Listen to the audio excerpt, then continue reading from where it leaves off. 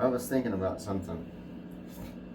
I always like to play chords on my bass, and yes, I got new strings. I figured the multicolored strings kind of match the personality of this bass a little bit better. But that whole strumming part on No Shadow of Doubt, it's got 3 voices going in it constantly with each string, and it's just like, you know.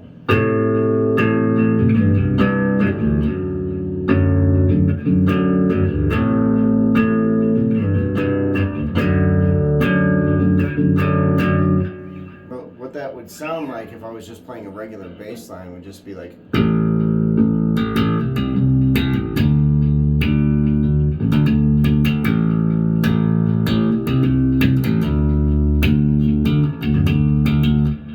But if you play the other voices in that, it's.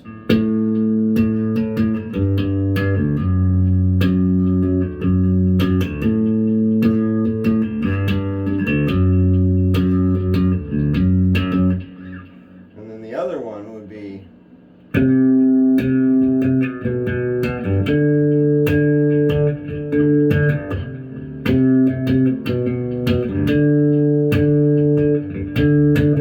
But all together, it's.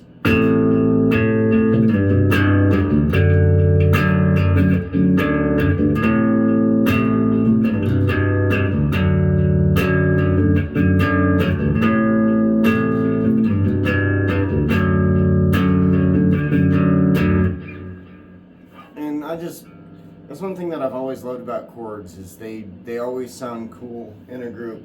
And I know everyone on the last iteration that I did of this song, everyone really loved that walking part, and it's like.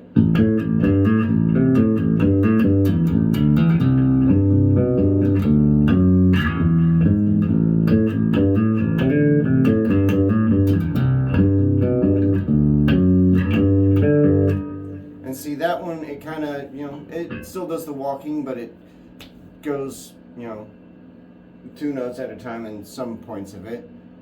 But, you know, there's so much you can do with the bass because it's still a guitar, so you can still do chords. But you can do individual sounds that sound so much more powerful just because of how heavy the strings are and just how much push that they have. And since it's basically a rhythm instrument and I'm playing it like it's a lead instrument a lot of the time due to playing by myself, you know, I come up with different things to try to make the song sound a lot more full. And so that's where I get like all these like really busy little bass lines because there's really nothing else backing me up. So, you know, if I was just to play like a regular bass line for, you know, doing a song, I might still do that little walking thing. But whenever it comes to where the chords actually come in, that would be played on a guitar, and I would just be doing this on the bass.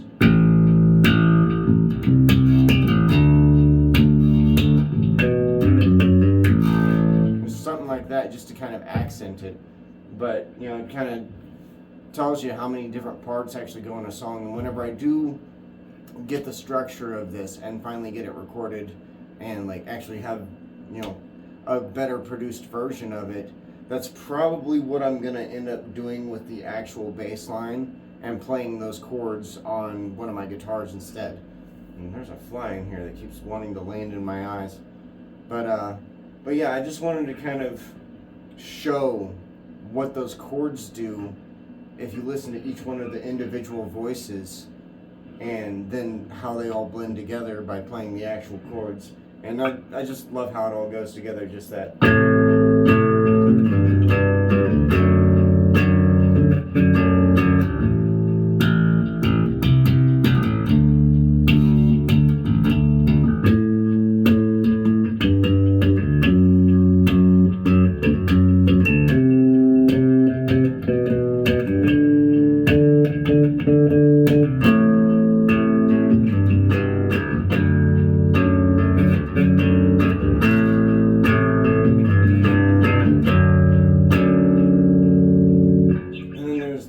The next part, this is the one that I'm really working the kinks out of, is the,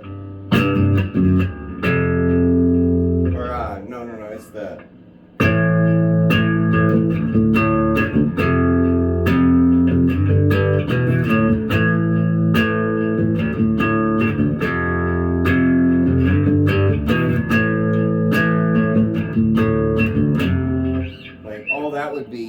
playing like a regular bass line. It's just.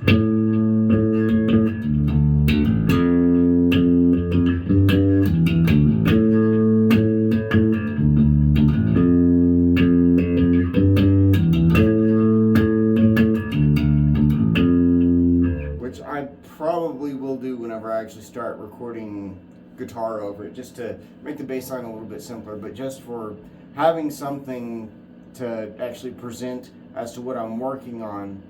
That's what I'm going to do in the meantime on the bass, and then add all the chords from the guitars a little bit later, because let's just be honest, it takes a lot of dexterity to play with such heavy strings and be constantly playing chords in a song, which I do a lot, but whenever it actually goes to the quality of sound on a recording, once I actually get this all done, that's what I'm probably going to end up doing with that.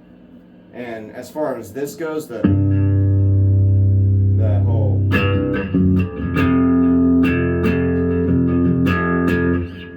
all that is just basically on the bass line. It's just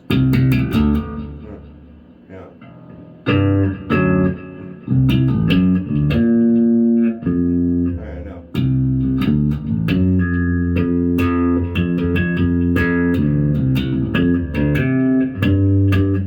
See, I'm screwing up my own part here trying to break it down, but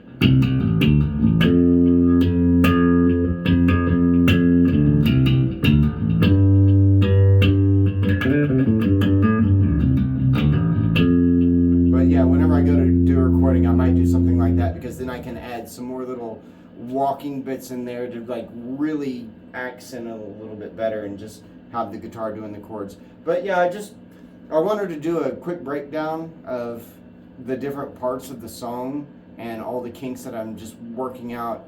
And I haven't really even got to touch my bass in the last few days because I've been working 14-hour shifts every day. But I've been going through it in my head, like just trying to make sure that I've got everything down of what I want to do the next time I pick it up. And I've actually been able to handle it today because I finally got a day off after almost 14 days. And yeah, and I also wanted to get a chance to show off my new strings. So yeah, I'm going to get a black light because I'm going to Amarillo tomorrow. And while I'm there, I'm going to pick up a black light. So that way the next time I get the refined version done on this, I want to have that black light going. And I'm going to see if the strings will show up with the light still on. But if not, I'll just play it in the dark because I know this instrument well enough. I've had this thing for, holy crap, almost 20 years now. It might surprise some of y'all, but I'm almost 40. But yeah, I'm going to get a black light too, so that way whenever I get practice up and start doing takes of, no shadow of doubt, I'm gonna try to make sure that I have at least a somewhat cool looking video. And all the videos like this, I do plan on doing live takes, and all I've got is literally my phone just sitting on my speaker cabinet, so we can capture the sound that way. And I'll ramble on no more, and hopefully I'll have a video to upload tomorrow that'll look kind of cool because blacklight